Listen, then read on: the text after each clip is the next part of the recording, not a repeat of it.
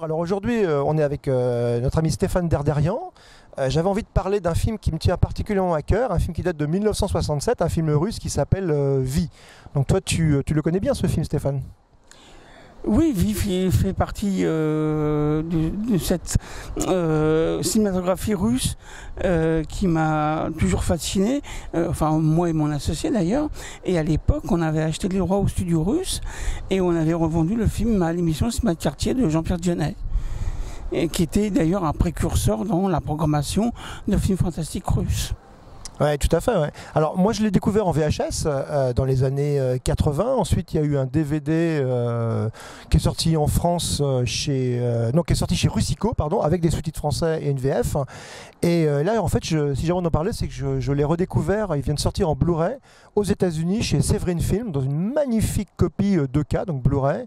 Donc c'est vraiment l'occasion de revoir ce film. Alors moi ce qui m'intéresse aussi, c'est un des hommes qui est derrière ce film, qui n'est pas le réalisateur, c'est Alexandre Ptouchko, un monsieur que tu connais bien aussi, je pense. Oui, parce que encore une fois, à l'époque de Cinéma Quartier, on avait vendu à l'émission Le Tour du monde de Sadko et Ruslan et Ludmila. Et là, il y a Artus Film qui va sortir le conte du Tsar Saltan. D'accord, super.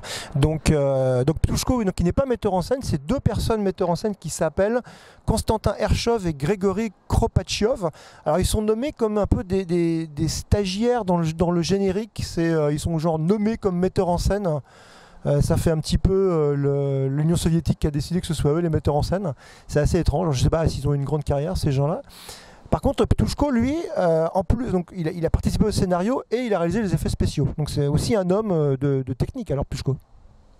Oui, parce que c'était un artisan, on en a parlé d'ailleurs tout à l'heure, comme un peu l'était Mario Bava, sauf que Ptouchko était vraiment travaillé pour les studios russes.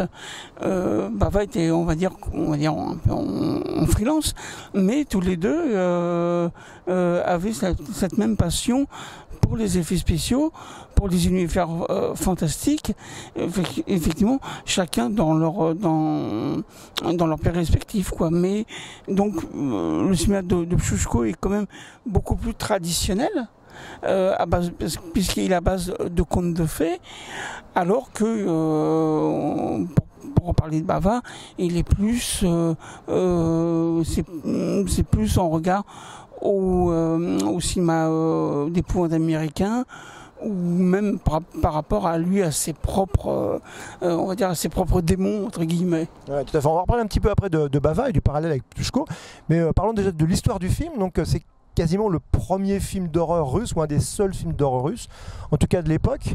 Donc l'histoire, c'est une femme qui meurt, et alors qu'elle est mourante, elle demande d'être veillée par un prêtre pendant 3 nuits, si je me souviens bien. Et donc il y a un novice, un apprenti prêtre qui passe par là, qu'on chope, qui va veiller donc cette femme qui s'avère être une sorcière. Et chaque nuit va être de plus en plus terrible. Et c'est un film vraiment effrayant. J'ai eu la chair de poule, avec des effets spéciaux absolument incroyable aussi, donc dû à Ptouchko. Alors ce qui est rigolo, c'est que le novice, il est surnommé le philosophe dans la version française, et il appartient à une bande d'étudiants qui sont un petit peu on va dire c'est des bad guys un peu, comme on dit, donc c'est pas des gens très très fréquentables. Et puis le chef de la bande, donc qu'on appelle le philosophe, se retrouve justement à veiller cette morte, et donc ça c'est un petit peu, ça va être comme un rite aussi initiatique pour lui, parce qu'il va sortir complètement changé, l'expérience étant réellement éprouvante. Et dans toute la séquence d'exorcisme, puisqu'il s'agit quand même d'exorcisme, vous avez des plans en effets spéciaux, d'effets spéciaux en image par image. On voit un cercueil qui se déplace, vraiment à l'ancienne. Voilà. Ah ouais, c'est complètement incroyable. Ouais. Alors, c'est tiré d'une nouvelle de Nicolas Gogol. Et alors, ce qui est amusant, oui, on va dire, c'est que cette nouvelle a aussi inspiré un film de Mario Bava. Tout à fait, le masque du démon. Voilà. Et ce qui est vraiment intéressant, c'est de voir le parallèle qu'il y a entre les deux réalisateurs, l'un vraiment attaché au folklore russe, alors que déjà Mario Bava, dans son film, développe des figures qu'on va retrouver dans ses films ultérieurs, la personne qui a deux visages, et les scènes vraiment, on va dire, très très très gothiques. Il faut savoir que le cinéma fantastique russe c'est beaucoup inspiré de contes. Alors donc vous avez donc, notamment le conte du Tsar Saltan. Enfin vous avez toute une tradition de films pour enfants. Et je vais revenir à ce que tu disais tout à l'heure à propos de films d'horreur. Toute une tradition de films pour enfants. Issu donc de nouvelles, de poèmes, notamment Rouslan et Ludmila, qui est un poème épique. Et effectivement, c'est un petit peu, à l'époque, c'est un petit peu l'outsider, puisque là, on a vraiment une figure, on va dire, liée plus au cauchemar, liée vraiment à l'épouvante.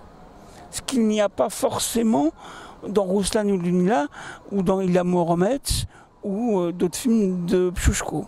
Alors ce qui est amusant, c'est qu'effectivement, donc, V, considéré comme le premier film d'horreur russe, mais qui n'a pas donné vraiment naissance à une école, alors que Le Masque du Démon est considéré comme le premier grand film gothique italien, et lui, il a vraiment donné naissance à une école. Alors, ça c'est un peu tout le paradoxe, c'est tout le paradoxe entre les deux écoles, puisque il faut pas oublier que le cinéma russe était encore à cette époque-là très propagandiste, alors que le Masque du Démon s'inscrit comme dans une démarche autant artistique que commerciale. Alors, donc la nouvelle de Nicolas Gogol a inspiré aussi d'autres films plus tard. Donc il y a eu un film qui s'appelle La Légende de Vie, en 2014, un film russe aussi, qui est pas vraiment un remake. Bon, on reprend la nouvelle. Là, c'est plutôt un film d'aventure, d'action, entièrement produit par les Russes, mais avec deux comédiens anglais, je crois, Charles Dance et Jason Fleming. Donc, bon, le seul intérêt du film, c'est qu'il a été tourné en relief, et il y a un très très beau relief, une très belle 3D. Je sais pas si tu l'as vu, ce film-là. Voilà, bon, c'est assez anecdotique. Il a même eu une suite qui s'appelle Journey to China, avec le même metteur en scène, mêmes acteurs, où là il y a des caméos de Jackie Chan et Arnold Schwarzenegger. Donc voilà, là les Russes sont à fond, ils ont un succès, ils l'exploitent à fond. Et Le Masque du Démon a aussi eu un remake, Stéphane, de Sinistre Mémoire. Démon 5, Lamberto Bava. Oui, c'est vrai, mais je préfère ne pas en parler. Je ne l'ai vu que j'ai dû le voir qu'en cassette vidéo ou lors d'un passage télé sur la 5 à l'époque, et je préfère oublier cette mise à mort postérieure du film, enfin de la figure paternelle. Voilà. C'est clair, on va l'oublier tous. Donc voilà, maintenant donc, essayez de vous procurer le Blu-ray de chez Séverine Film, très très beau Blu-ray de Vie. Espérons que des éditeurs français s'intéressent à ce film-là et aux autres. Moi je pense au Tour du monde de Sadko qui est magnifique, Le Géant de la Steppe de Ptushko qui est magnifique. Il y a vraiment tout un pan du cinéma à découvrir et à redécouvrir dans des très belles conditions. Donc voilà, le mot de la fin, Stéphane ? Le mot de la fin, c'est que le cinéma russe de cette époque-là s'était beaucoup focalisé vers le cinéma pour enfants ou jeunes adultes, ou adolescents, on va dire. Et c'est vraiment un cinéma de qualité, fait avec des moyens. Ce sont des films de studio, vraiment fait avec tout le côté artisanal, justement qu'on aime chez les petits maîtres italiens, et que là on retrouve dans des structures beaucoup plus on va dire dans des structures beaucoup plus aisées financièrement, mais qui conservent quand même un espèce de charme suranné, Voilà, donc c'est vraiment un cinéma à redécouvrir, parce qu'on s'aperçoit malgré tout que le cinéma russe, quand il s'adressait aux enfants, c'était vraiment pour inculquer des bonnes manières, c'était pour inculquer les bonnes valeurs, pas forcément liées au régime communiste, mais mais des bonnes valeurs dans un ensemble. Ok, eh ben merci. Au revoir.